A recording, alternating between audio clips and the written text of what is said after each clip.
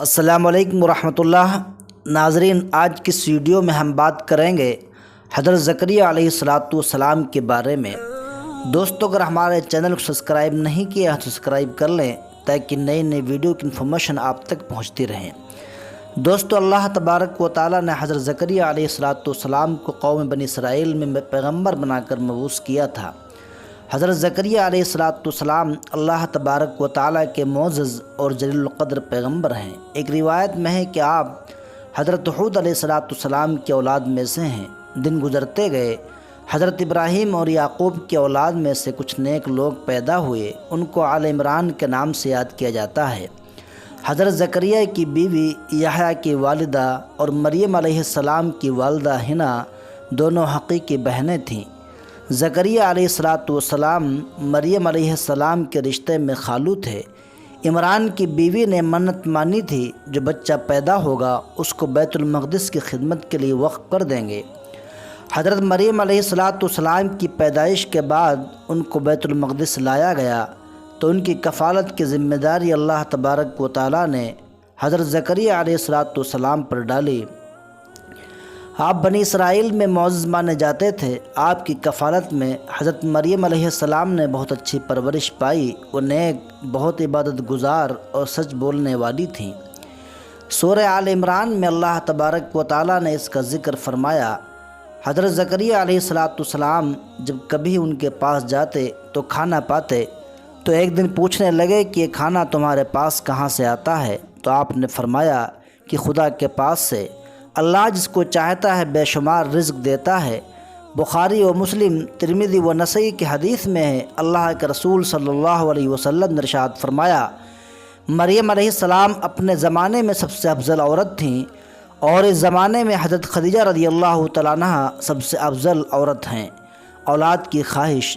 جب زکریہ علیہ السلام ان کے کمرے میں جاتے تو بے موسم کے پھل پاتے تو پوچھتے کہ مریم، یہ پھل کہاں سے آئے ہیں؟ تو جواب دیتی، اللہ کے پاس سے آئے ہیں۔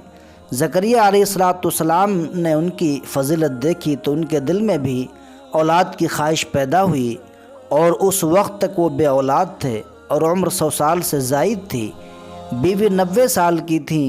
اولاد کی شدید تمنا کے بعد اللہ تبارک و تعالیٰ سے مدد مانگی۔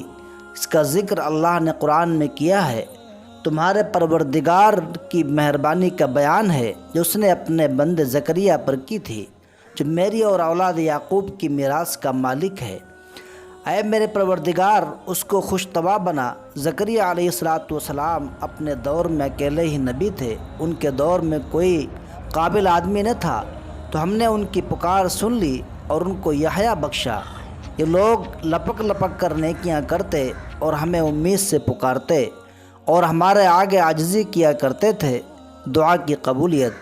یحییٰ کی خوشخبری سنا کر زکریہ علیہ السلام بہت خوش ہوئے اور حیران بھی۔ کہنے لگے، میرے کیسے بیٹا ہوگا؟ میری بیوی بانجھ ہے اور میں بڑھاپے کی انتہا کو پہنچ گیا ہوں۔ حکم ہوا اسی طرح ہوگا۔ حضرت زکریہ علیہ السلام نے فرمایا کہ میرے لیے کوئی نشانی مقرر فرما دیجئے۔ اللہ تبارک و تعالیٰ نے فرمایا کہ تمہاری نشانی یہ ہے کہ تم صحیح و سالم ہو کر 3 دن لوگوں سے بات نہ کر سکو۔ چنانچہ جب وقت آیا کہ آپ بول سکتے تھے لیکن بول نہ پائے، یہ نشانی تھی۔ آپ صبح و شام عبادت میں مصروف رہتے۔ پھر وہ اپنے عبادت کے حجرے سے نکل کر آئے اور اشارے سے کہا کہ صبح و شام اللہ کو یاد کرتے رہو۔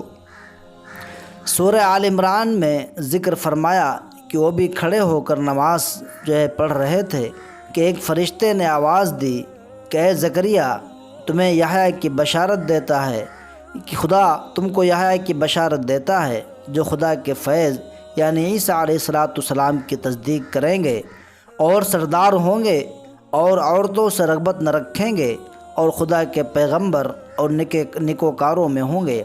اللہ نے انہیں یحییٰ کے روپ میں نیک صالح فرما بردار بیٹا عطا فرمایا۔ زکریہ علیہ السلام اللہ کا شکر بجا لائے اور قوم بنی اسرائیل کو واعظ و نصیحت کرتے رہے۔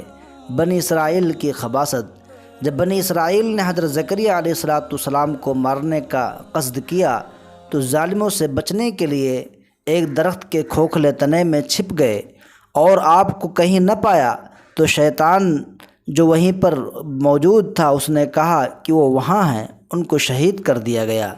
نصیحت: انسان کتنا ہی بلندی پر پہنچ جائے، جب بھی اللہ کا بندہ ہی رہے گا، اللہ کا بیٹا نہیں ہو سکتا، نہ اللہ کا شریک ہو سکتا ہے۔ بندوں کو ایمان پر قائم و دائم رہنا چاہیے۔ امید ہے کہ میری ویڈیو آپ کو پسند آئی ہوگی۔ شکریہ۔